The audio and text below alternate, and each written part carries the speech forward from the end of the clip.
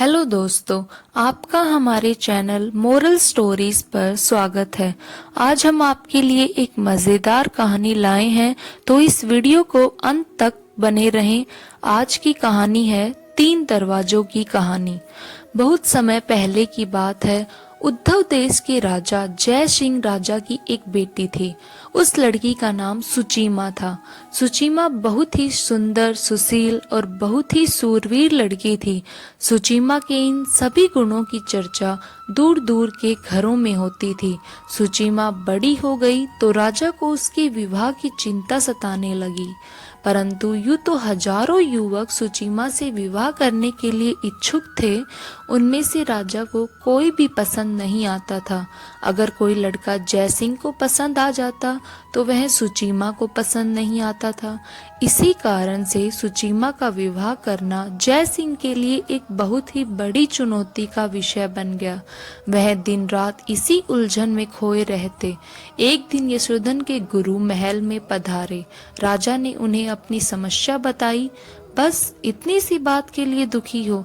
जयसिंह की बात सुनकर गुरुजी हंसकर बोले, इस समस्या का समाधान बहुत ही आसान है।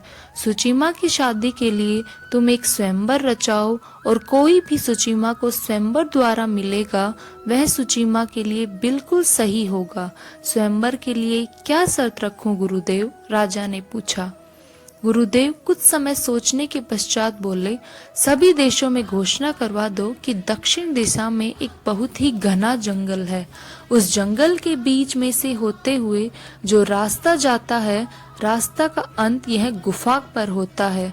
उस गुफा में अनमोल खजाना है। खजाने तक पहुंचने के लिए 3 दरवाजों से गुजरना पड़ता है। जो युवक उन 3 दरवाजों से गुजरकर वह अनमोल खजाना लाएगा, उसका विवाह राजकुमारी सुचीमा के साथ कर दिया जाएगा। गुरुदेव की बात राजा को बहुत ही अच्छी लगी और राजा ने तुरंत यह घोषणा सभी देशों में करवा दी। सभी देश के राजकुमार घोषणा सुनकर बहुत ही ज्यादा खुश हो गए और राजकुमारी से विवाह करने के लिए उत्सुक नवयुवक खुशी से झूम उठे। वे उन अनमोल खजानों की खोज में अलग अलग चल पड़े, परंतु खजाने तक पहुंचने का रास्ता इतना आसान नहीं था। वह बहुत ही बड़ा भयानक जंगल था। जंगली जानवरों की भरमार थी। कदम कदम पर विषैले कीड़े मकोड़े रेंगते थे। जानवरों और कीड़ों से बचते हुए रास्ता ढूंढना बहुत ही कठिन था। जो युवक उस खजाने की खोज में निकले थे, वे जंगल में पहुंचते ही जंगली पशुओं से डरकर या घायल होकर लौट आए और कुछ आगे भी बढ़े तो ना जा सके, क्योंकि जहां वह जंगल समाप्त होता था वहां तेजी से बहने वाली एक नदी थी। उसमें बड़े बड़े घड़ियाल थे। उस नदी के पानी का बहाव बहुत तेज था, इसलिए वहां नाव नहीं चल सकती थी। उस नदी को तैरकर पार करने के सिवा कोई चारा नहीं था, परंतु नदी में उतरना अपनी मौत को निमंत्रण देने के समान था। घड़ियाल नदी में उतरने वाले पर टूट पड़ते थे और उसे चट कर जाते थे। यह देख सभी हिम्मत हार गए। कलिंग में ही समीर नाम का एक बहादुर नवयुवक भी रहता था। उसने घोषणा सुनी तो उसके मन में भी राजकुमारी को पाने की इच्छा जागी। वह उस अनमोल खजाने को लाने के लिए निकल पड़ा। जंगल से गुजरते हुए उसे भी उन्हीं मुसीबतों का सामना करना पड़ा। रास्ते में उसे एक जगह सांप ने ढस लिया। बड़ी मुश्किल से उसने विष उतारा। आगे एक शेर ने उस पर आक्रमण करके बुरी तरह घायल कर दिया। फिर भी मुसीबतों को झेलता वह किसी तरह नदी के किनारे पहुंच गया।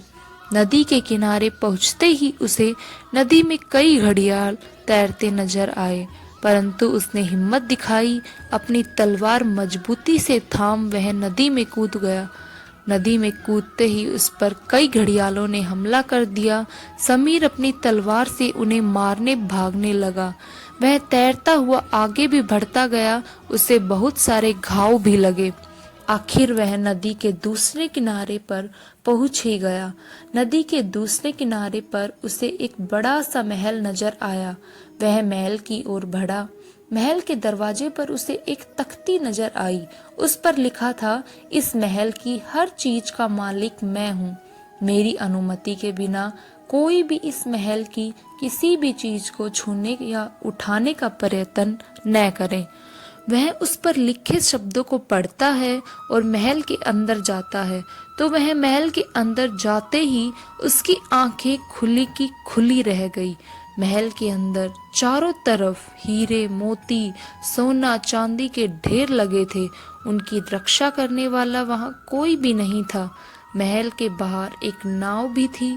कोई भी उन हीरे मोतियों को चुराकर उस नाव द्वारा आसानी से भाग सकता था, परंतु समीर ने इस बारे में सोचा भी नहीं। वह आगे बढ़ा। रास्ते में उसे एक बुढ़िया मिली। वह बुढ़िया सख्त घायल थी। समीर से बोली, हे बेटा, एक जंगली जानवर ने मुझे बुरी तरीके से यह जख्म दिया है। जख्मों में पीड़ा हो रही है, कृपया मेरी सहायता करो। बुढ़िया की यह दीन दशा देखकर समीर को बहुत दुख होता है।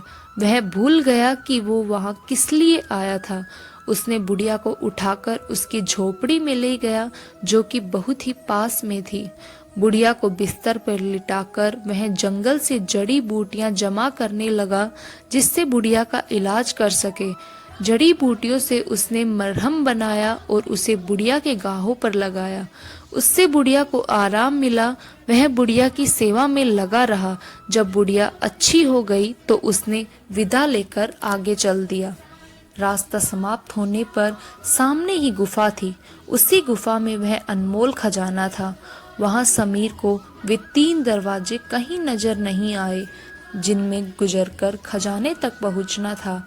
वह गुफा में पहुंचा तो उसे गुफा में कोई खजाना तो नहीं मिला, केवल एक पुस्तक मिली जिस पर लिखा था, मैं ही अनमोल खजाना हूँ। समीर उस पुस्तक को लेकर लौट चला। महल में पहुंचते ही खबर मिल चुकी थी कि एक नवयुवक राजा का इच्छित बहुमूल्य खजाना लेकर आने में पास हो गया है।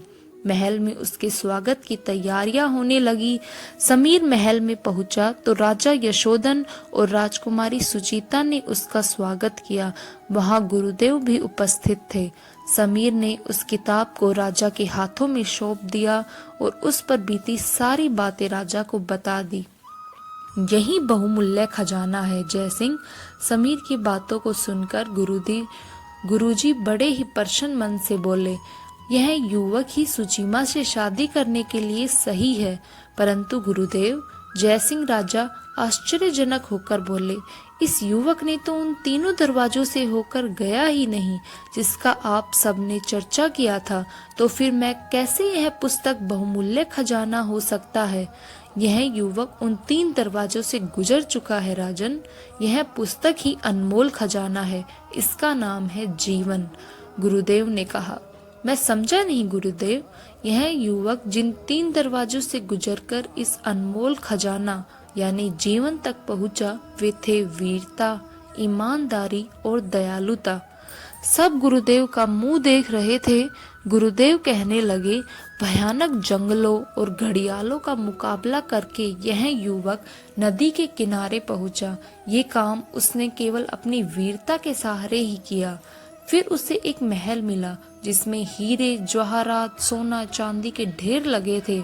अगर यह चाहता तो उस जगह से बहुत सारे बहुमूल्य रत्न लाकर यह अपने आने वाले जीवन अच्छा से बना सकता था, परंतु इससे उन्हें छुआ भी नहीं, क्योंकि वे किसी दूसरे के थे। यह इसकी ईमानदारी थी। आगे उसे एक बुढ़िया की सेवा की। यदि इसके स्थान पर कोई दूसरा होता तो बुढ़िया के पीछे अपना समय नहीं गवाता। यह इसके दयालु होने का उदाहरण है। अगर किसी व्यक्ति में यह 3 बहुमूल्य गुण हो तो वह पूरे संसार में क्या कोई भी चीज को जीत सकता है। इस कारण से यही व्यक्ति सुचीमा का पति परमेश्वर बनने के लायक है। अब सबकी समझ में गुरुदेव की बात आ गई थी।